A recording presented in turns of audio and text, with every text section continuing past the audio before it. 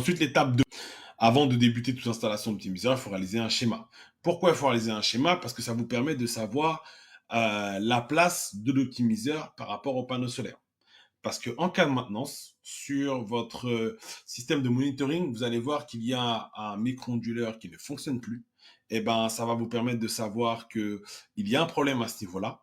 Et si vous avez bien fait ce qu'on appelle le calpinage, et ben, ça vous permet derrière de savoir exactement où il se situe et d'aller directement faire votre opération de maintenance. Si vous ne faites pas ça, vous allez devoir débrancher tous les optimiseurs, les tester pour pouvoir savoir lequel est fonctionnel ou pas. Donc très très important de faire justement ce petit schéma, ce petit calpinage avec les avec les optimiseurs, pardon.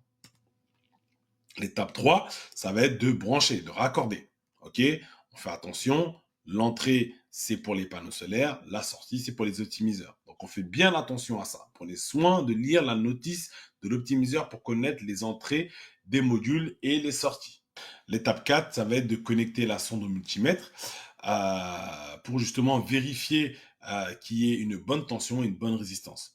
Donc, pour chaque optimiseur. Certains le font, d'autres le font pas, mais en le faisant, ça vous permet de vous prémunir de tout problème derrière et de pouvoir devoir tout redémonter et chercher la panne. Donc vraiment, c'est des choses qui prennent 2-3 minutes, qui vous permettent directement d'être, on va dire, d'avoir l'esprit tranquille derrière pour le fonctionnement de l'installation PV. L'étape 5 qui va être de raccorder justement les chaînes des panneaux solaires que vous avez fait au-dessus à l'onduleur en passant par le coffret, bien entendu, coffret d'essai de protection. Donc pareil, on fait attention à la polarité, le plus va bien dans le plus, le moins va bien dans le moins. Ok, on utilise bien du câble solaire avec des connecteurs MC4. Donc ça, c'est des choses vraiment que je ne devrais pas répéter, mais on le répète pour vous permettre d'avoir les bons gestes pour installer ces optimiseurs.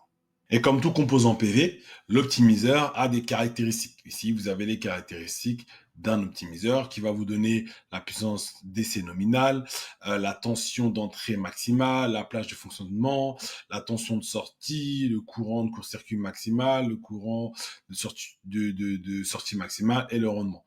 Tous ces éléments vous permettent de choisir l'optimiseur par rapport à vos panneaux solaires photovoltaïques. Donc c'est important de les lire, c'est important de les avoir pour vous permettre de faire une installation correctement installée et qui a la meilleure production.